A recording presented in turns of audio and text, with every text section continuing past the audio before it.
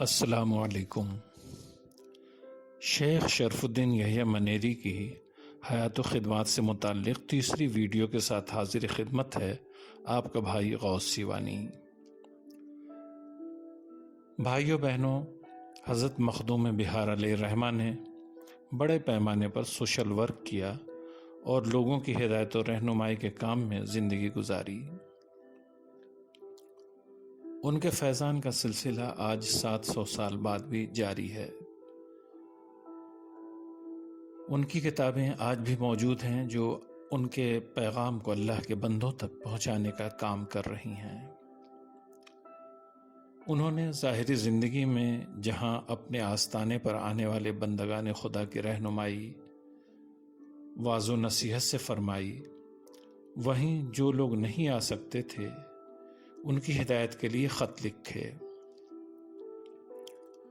آپ نے جو خط لوگوں کی اصلاح و ہدایت کے لیے بھیجے ان کی تعداد نہیں معلوم، جو دستیاب ہو سکے انہیں کتابی شکل مل گئی ہے اور یہ برسوں سے عام لوگوں کو راستہ دکھانے کا کام کر رہے ہیں۔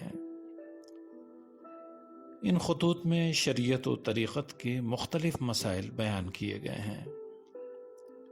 ان مکتوبات سے جہاں مخدوم شرف الدین یحییٰ منیری کے علمی مقام کا پتہ چلتا ہے، وہیں نثر نگاری میں آپ کے منصب و مرتبے کا بھی اندازہ ہوتا ہے۔ انتہائی سادہ، سلیس اور شگفتہ انداز تحریر ہے۔ جسے خط لکھا گیا ہے اس کی سمجھ بوجھ کے مطابق دلیلیں اور مثالیں پیش کی گئی ہیں۔ مشکل مسئلہ بھی آسان زبان میں سمجھانے کی کوشش کی گئی ہے۔ یہ خطوط پر اثر ہیں اور صدیاں گزرنے کے بعد بھی ان کی اثر انگیزی میں کمی نہیں آئی ہے۔ جس دور میں یہ خطوط لکھے گئے اس دور میں پڑھے لکھے لوگوں کی زبان فارسی تھی، لہٰذا خطوط بھی اسی زبان میں ہیں۔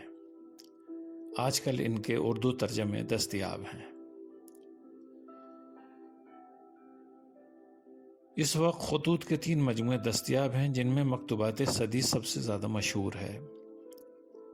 یہ خطوط مرید خاص قاضی شمس الدین حاکم چوسہ کے نام لکھے گئے ہیں۔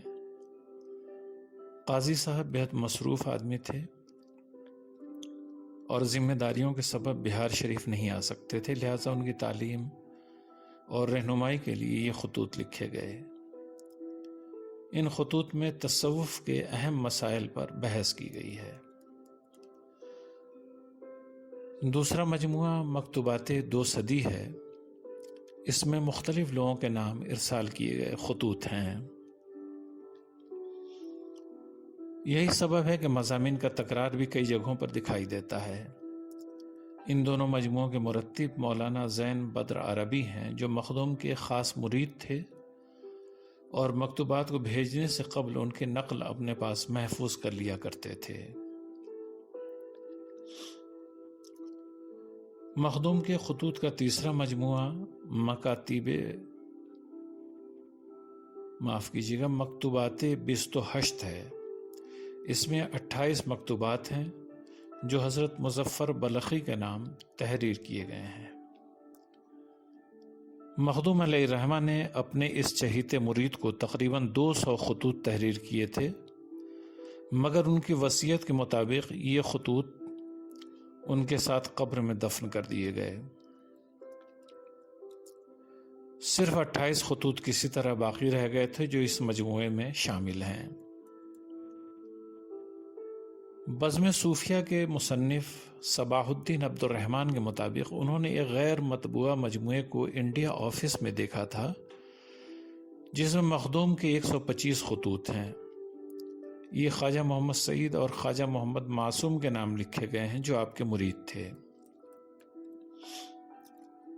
مخدوم کے مکتوبات کے مجموعے شروع سے ہی مقبول ہو گئے تھے۔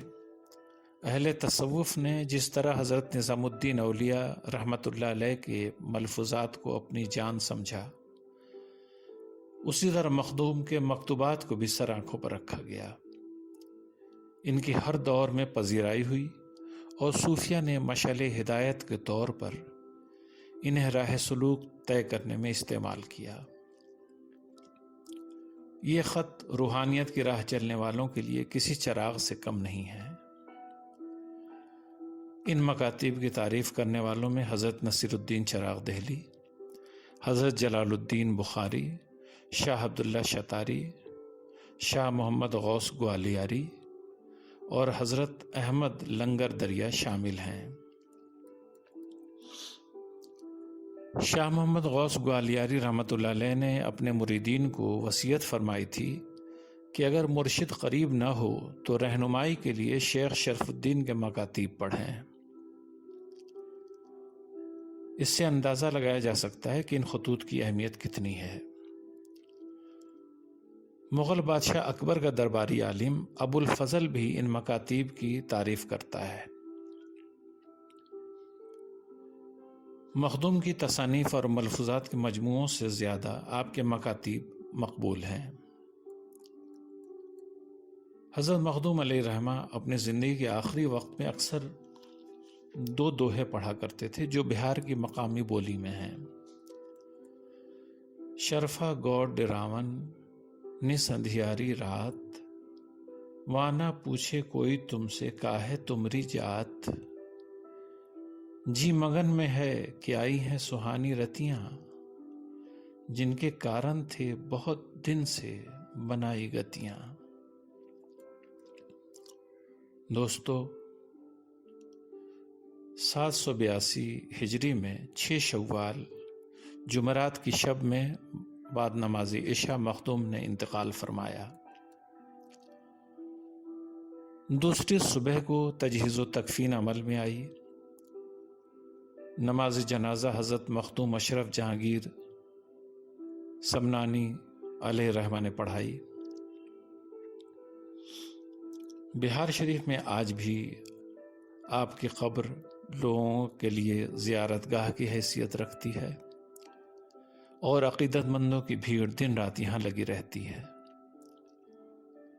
مخدوم کی تعلیمات سے آگاہی کے لیے اس سیریز کی اگلی ویڈیو ضرور ملاحظہ فرمائیں، اور ہاں، بزرگان دین کی زندگی اور تعلیمات سے آگاہی کے لیے ہمارے YouTube چینل کو سبسکرائب کرنا نہ بھولیں۔ خدا حافظ۔